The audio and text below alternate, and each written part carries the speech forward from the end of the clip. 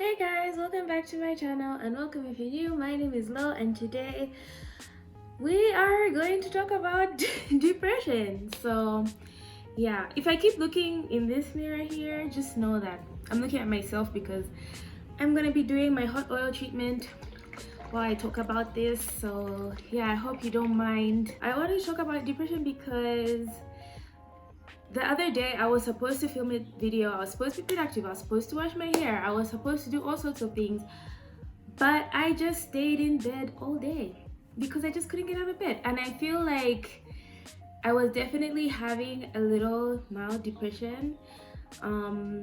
Like I'll talk about this later on in the video, but like yeah, you know, when you are aware that you have depression, you start understanding how your mind works and what it needs in certain times. So yeah, so I decided to talk about it because you know, this is my channel, I talk about whatever I want. Shout out to Enos. Oh, by the way, my hair has grown. In case you're like, her hair is so short, trust me, my hair has grown. I'll insert a picture here to show you how far my hair has come since I last cut it. Like, what is it in October? Granted, it's not drastic growth, but it is what it is. That's what my hair is. That's how it works. So yeah, so I'm gonna get into the video. So the first thing I want to get into is what depression is. So clinical depression, that's when you're like majorly depressed, where you need medical attention. It's not because you're sad, like having a sad episode or whatever, like you're clinically depressed, and we'll get into that later. So it's a mental health disorder characterized by persistently depressed mood or loss of interest in activities, causing significant impairment in daily life. So there are many things that cause depression. There are possible causes. So those may include combination of biological, psychological, and social sources of distress. Increasingly, research suggests that these factors may cause changes in brain function, including altered activity of certain circuits of the brain.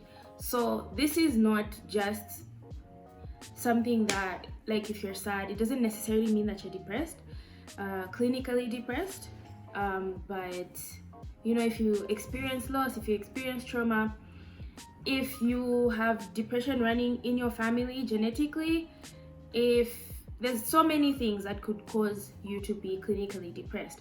And I know a lot of people in Zambia specifically, I'm gonna talk about where I'm from. A lot of people here view depression as people choosing to wallow in sadness, choosing to be sad and not wanting to get over something. And sorry, this is a towel, I know it's so stupid and orange.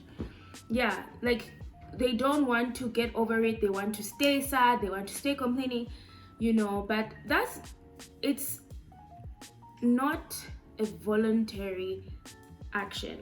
And I don't know if I said this before in my previous video about anxiety, but mental health is a very personal journey, and you have to make the conscious decision to seek help and the conscious decision to keep on doing what your doctor, your therapist, your psychotherapist tells you to do. Like they give you homework, whatever. I can make a video talking about therapy, but yeah, if you want to know my experience with therapy. But like yeah, so they're going to give you all sorts of things. They might give you medications, they might tell you to come for sessions, they might give you homework, and you have to be consciously making the effort to do those things. So don't mind me, I'm just parting my hair. So it's not as easy as just getting over something, choosing, like if someone has wronged you, you're just choosing forgiveness and you're fine, you know what I mean? Like it's not that easy. And yeah, there are so many symptoms of depression, but for me, I'm going to talk about my symptoms. Also, let me give you a quick disclaimer, I'm not a medical professional, so please, if you experience anything in relation to what I'm talking about in this video, please seek help at a professional organization like a hospital or an NGO or whatever. is offering professional mental health care services. If you want me to link you to any of those, you can, DM me on Instagram, Twitter, or wherever. I will give you the necessary resources. So for me, I've lived with depression. Now I'm like out of like depression, like clinical depression. I'm not clinically depressed anymore, but I do have mild depression that comes in every now and again, like very rarely. But before I got medical treatment, I had been depressed for, I want to say, for a good chunk of my life. So over 10 years I had been clinically depressed, and that coupled with my anxiety was not the best. My symptoms of depression are feeling very low, like really, really low, feeling lethargic, not able to do anything at all, like not able to do anything productive, you know what I mean? Just sitting there in bed. I could sleep for days. Like when I was clinically depressed, I could sleep for days, and I'm not even exaggerating. You can even ask my family, like they'll be like, I'll sleep early, maybe I'll sleep at 21. The next day I could wake up at 14 hours. And at first it's just in Zambia, they see it as laziness. Oh, why are you so lazy? You don't want to wake up, you don't want to do anything, blah blah blah blah. But I was depressed. I physically could not get up and do anything, and when I got up to do stuff, it was like the hardest thing ever. I can't even explain to you how hard it was to just get out of bed, wash my face, brush my teeth. It was so hard. But like I was functional. I was a functional depressed person, very preppy. Everyone thought I was fine. Everyone thought, when people talk about those people who, end their own existence. When people talk about people who end their own existence and they're like, oh my God, they were so happy, whatever. Please check in on your friends who seem happy all the time, because I can promise you that they are not. It's just something that functional depressive people have learned to do to cope living in a society that calls them lazy, calls them whiners, calls them irritating. So we learn how to mimic being healthy. I'm sorry, I don't know what to tell you. Then on top of being lethargic, being tired all the time, sleeping, I was binge eating. I was a heavy binge eater. Trigger warning, sorry. Trigger warning. I'll probably put a trigger warning in the beginning of the video, but trigger warning. I'm gonna be talking about all sorts of triggering shit. Eating disorders, EDs, we're gonna be talking about those. So I was a heavy binge eater. Like sometimes I do catch myself binging. Like yesterday, I totally binged. I'm not proud of it, but it is what it is, I'm just, when I find myself being sad or anxious, I binge eat. So for my depression, that was the only thing I could think of to do, because it kind of fills the emptiness in you, you know what I mean? Oh, this is not the actual melanin. I finished that, so I made my own oil in here until I find 1,000 kwacha to be able to order another one. But so I was heavy binge eating, still dealing with that today. And when I was clinically depressed, I would pair that with starving myself. So my weight was all over the place, guys. It was all over the place. If you want me to talk about body dysmorphia, I can talk about it in another video, but best believe I had that shit. So so binge eating, and just some things I'm not comfortable talking about. Like I mentioned in the other video, I don't want people to think that they can copy my unhealthy coping mechanisms. So I'm not gonna talk about certain things, But just know that it would get so bad to the point where I had contemplated ending my existence multiple times. And there was one instance where I actually took steps to do that. But like, yeah, it's a lot. Depression is a very lonely thing. Like, you know, you'll be like, but don't you have friends? Don't you have loved ones? Yes, you do. But the thing with depression is you feel like they are either lying to you, or like they have to say it because they love you. Like, you know that you're not worthy of any of their praise. You know, it's not true, but to you it's true. You believe that you're not worthy of their praise. You believe you're not worthy of their love. You believe you're not worthy of their, you know, and of the things that they do for you, like showing you that they care about you. You know, you don't want people to go out of their way for you. You know what I mean? So it was a constant struggle. The people who you start understanding that people are getting frustrated with you, as it's normal.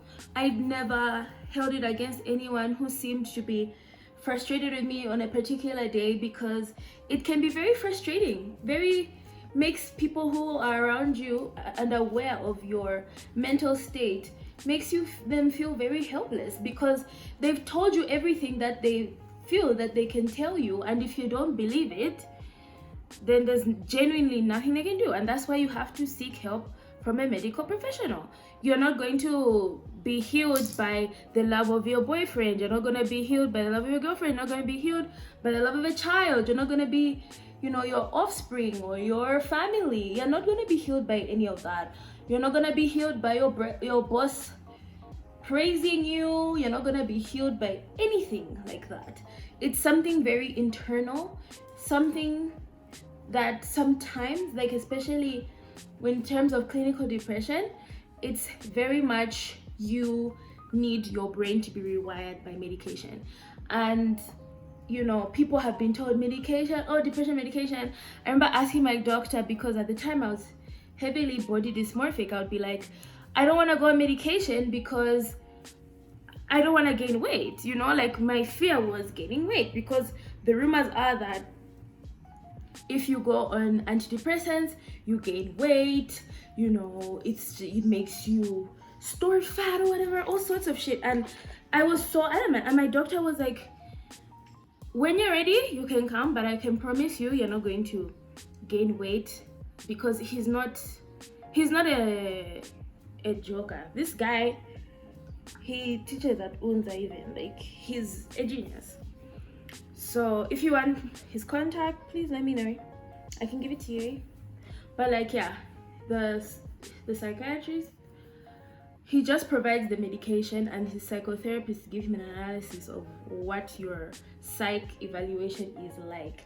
So I was adamant that I didn't want to go on medication, so I was just trying to focus on therapy for a while until I hit rock bottom. For me, bad things were having back to back, family, relationships, friendships, work, everything bad was adding on to my pre-existing condition of depression, and I just couldn't take it anymore when my aunt passed away she passed away from cancer, and we had been looking after her.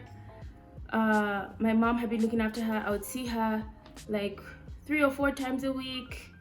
I watched her deteriorate before my eyes, very young woman, and it was devastating for me. And when that happened, I remember going to my therapist and telling her, I'm ready. You know, I'm not going to cry on camera. Please, Jesus, I can't be crying on camera. Yeah. I remember telling her that I'm ready to go on medication, because I just could not do it anymore. If I did not go on medication, I was genuinely going to die. I was not eating. I did not eat for weeks. I had to go and stay with my parents, and it was really, really bad. Like, my parents were just like scared that I was going to die. They're the ones that actually started me on my mental health journey, like I mentioned in the other video about anxiety. But like, yeah, it was just so bad. I just couldn't do it anymore, and I even had to like quit my job. And so many people would tell you that no, just endure, no, what, you need the money, whatever. Guys, money, there's no value on your mental health. Trust me, when it deteriorates, there's no money on this earth that can be worth your mental health. Let me just tell you that. So for me, that's when I decided to go on medication. And trust me when I tell you, I went on medication for 30 days. Anti-anxiety and antidepressants. Let me tell you something. When I went on that medication, first, it's supposed to rewire your brain. This is what my doctor told me in lay people's terms, because obviously I'm not some sort of a professional, right? So he told me that it's just going to rewire my brain because I had been living with depression for years. Okay, so my brain had learned the wrong thing, basically the wrong thing of how to deal with things.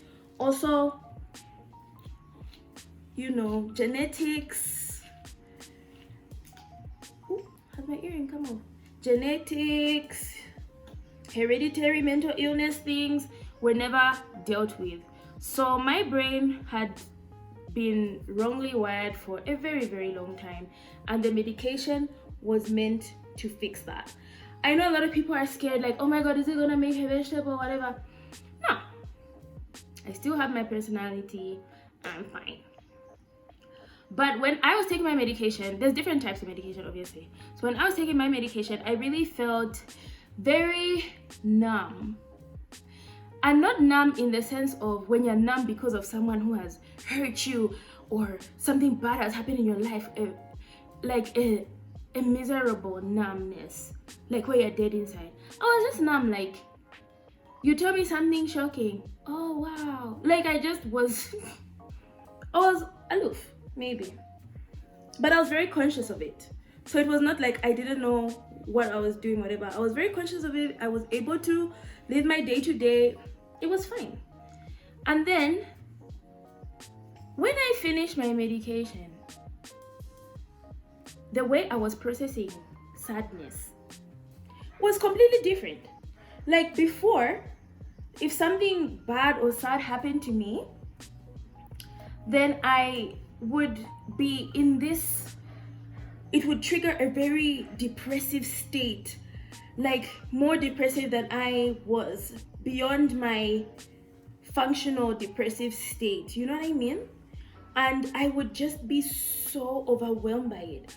But afterwards, I was dealing with sadness in a very normal way. I would cry and it would pass. Do you know how amazing it is when a sadness passes?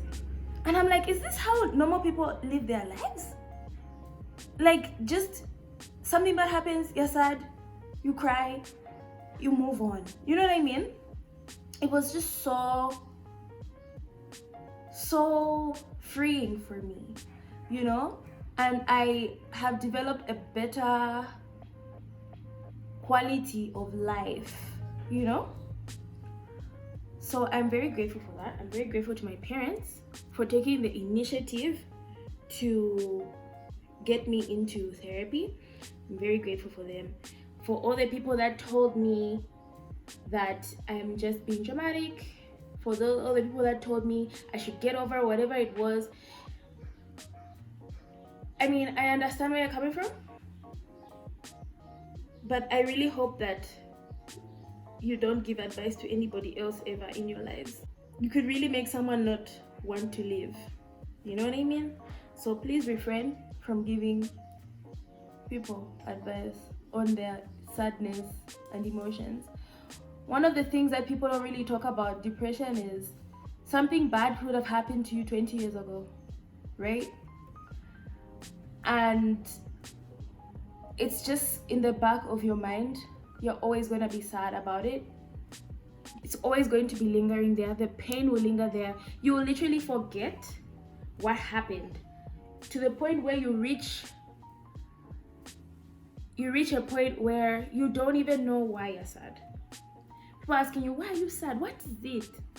And you just genuinely can't even explain yourself, because your mind is just in this constant state, involuntarily, in this constant state of despair. You know what I mean? It's in this constant state of despair, and you're just so miserable all the time. You don't know why. You know, you're logically you know, there's people that care about me. This person cares about me. These people are doing their best to show me that I am better than what I am. I've achieved these things in my life. But why do I feel less than? Why do I feel, my dear, it's beyond your control? Yes, pray. I 100% agree. Pray. But God is not a magician. I will constantly tell you this. God is not a magician. He gives you help through others. Therapists don't exist on this world for fun. Okay? It's the same way that if you get cancer, malaria, COVID, you're not going to stay home and pray and hope that it goes away. You're going to go to the doctor. So if there's something wrong with you, you've prayed, you've gone to your priests, your pastors, your family have told you, they've reassured you, but you're still in this constant state of despair. Please seek help. Seek medical help, like mental, find these mental healthcare facilities. There is no tea, there is no fish head on this earth that can make you recover from a mental illness like clinical depression. Literally, there is no magical remedy. There is no vitamin that can heal you from clinical depression. You need to be diagnosed. I was diagnosed with severe clinical depression. I scored extremely high because, remember, I was even having those thoughts of ending my existence, and my therapist was terrified. She couldn't even hide it. She was just like, you need help right now. And can you imagine if I was in that mindset of denial? Because remember what I told you, no one can force you to go to therapy. No one can force you to be, it's very on you. And that is why mental health is such a hard thing to deal with, Everything depends on you at the end of the day. Yes, bad things happen to you. Yes, it may be a mental, it may be your brain has issues, like real issues, You may have hit your head as a child. You may have had this life-altering trauma. But at the end of the day, it is on the individual to be ready to receive those services and to actively do the work, because it's not just medication. Anyone can drink medication, but if you're not taking your medication in conjunction with therapy, it's just, you're not going to deal with the root causes. You're not going to properly reprogram your brain, reprogram your way of thinking. You know what I mean? Yeah, it's going to help you sleep better, but you want to be able, the goal is to be able to sleep by yourself. There's some conditions that you have to be on medication for the rest of your life. There are some conditions where you will never be healed, like anxiety. There is no cure for anxiety, but you do learn how to manage it. You do learn how to rationalize situations, how to come out of panic attacks. You learn all those things through therapy. Depression, luckily, you can come out of clinical depression, but it doesn't mean that you'll never be sad again, or you'll never feel in a depressive state again. But the fact is that it won't last. You know what I mean? It won't last. And if it does come back, just go on medication again and therapy, and you'll be fine. All I'm saying is, don't be forced to lean on your own understanding. Don't be forced to deal with things on your own. You know what I mean? Though, even if I do say that it is a personal journey, it does not mean you have to do it alone. There's people on the way who are going to help you, direct you. You know what I'm saying? So for me, the day when I did not film, I'm pretty sure 100% that I am experiencing seasonal depression, because it's called, and it sounds stupid, it sounds dumb, but just Google seasonal depression. Let me do it for you. Seasonal depression is a mood disorder characterized by depression that occurs at the same time every year. Seasonal affective disorder occurs in climates where there is less sunlight at certain times of the year. So, vitamin D, it's not a joke. Yeah, the penis jokes, yes, we know them. But you don't understand how important vitamin D is in your life. So for me, genuinely, there's been a lot of cloud cover. I didn't know. Like, when I was feeling it, I even knew that this is definitely seasonal depression for me. And I knew that I was just in my feelings because it was cold. And also, yeah, there were mild inconveniences, like my bank, FMB. Yes, FMB can be garbage, but that's a story for another day. I was really sad and I ended up binging. I'm not proud of it. If you want me to talk about binge eating, I can, but I'm not recovered from it. I still find myself doing it, but yeah, it's a process. You know, we make progress bit by bit in life. Okay, when it's cold, when it's dreary, I do have, you know, depressive episodes, but now that I'm out of depression, they are not as bad. You know, like last year winter was not that bad. So some people have it really rough.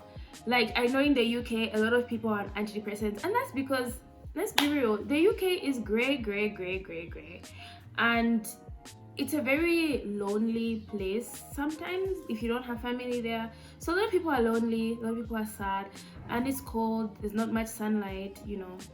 So there are a lot of them on antidepressants, which is perfectly fine. Do whatever it takes to save your life, let me tell you. Don't ask people's advice who have never been in your position. Don't ask these people who don't know anything about clinical depression or whatever for advice on whether or not you should go on medication or what. They're just going to tell you, are you sure you're going to become so fat? That's what people used to tell me all the time. Bless their hearts, they were just ignorant. But like, they're not going to, I don't know what to say. They're gonna be like, no, but they don't know that you are on the brink of death. Basically, yeah. So for seasonal depression, obviously you need to speak to your healthcare providers. You explain to them, maybe they can prescribe you some vitamin D. If they need to, they can put you on antidepressants. If they need to, you will have talk sessions with your therapist, a therapist. So please don't just lean on your own understanding. I'm not a medical professional, and for me, I've already received the help that I need. I continuously go back to my therapist if I need to. So for me, yeah, I'm sorted. But for you, if this is the beginning of your journey on trying to understand why you're sad all the time, why you don't know why you're sad, why you find things are triggering you into a depressive state, then I advise you to seek professional help. If you need any help finding these people to talk to, please let me know. I will help you find them. My Instagram, my Twitter is down in the description. So it's not there for fun, it's not there for decoration, it's not there for me to max out subscribers. Like, genuinely, if you have questions from, like, to ask me, you don't even have to follow me. I will give you advice. That's all that they're down there for. My final words before I go and put on my heating cap on my head are: understand that what you're feeling is not a new thing, it's not novel. You're not a freak. Yes, there's something wrong with you, but it's not in the way that you think that makes you weird or undesirable.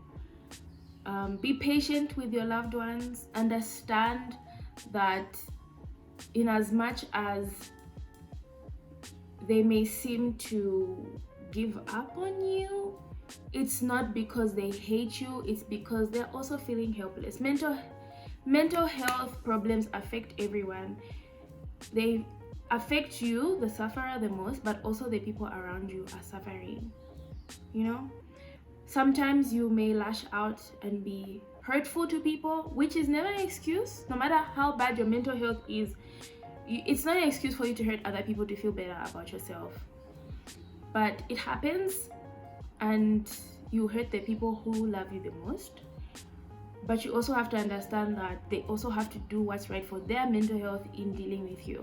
So if someone feels that the best step they can take is to step back from you, you have to respect that, because you wouldn't want them to be at the state of mental deterioration that you are right now.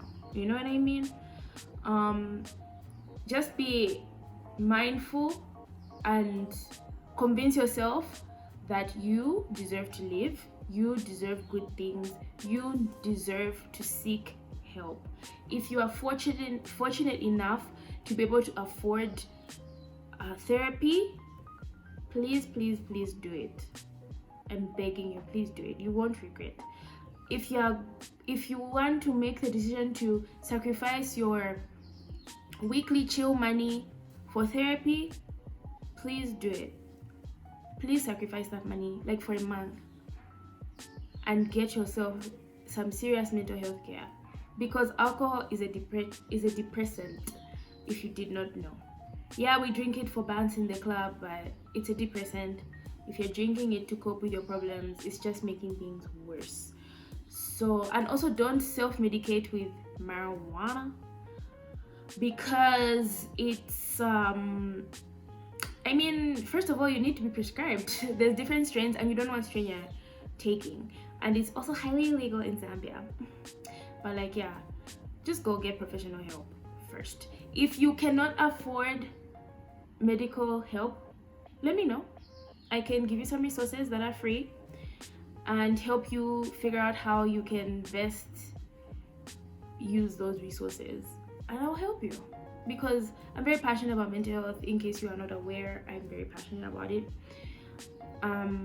So yeah, don't do this alone, but make the conscious decision to seek help and want to learn how to improve your quality of life, because I can't guarantee that your life will be fixed and it's going to be amazing, because some people don't have the luxury of living by themselves. They might be living with abusers, they might be living with people who are, you know, contributing to their deteriorating mental state.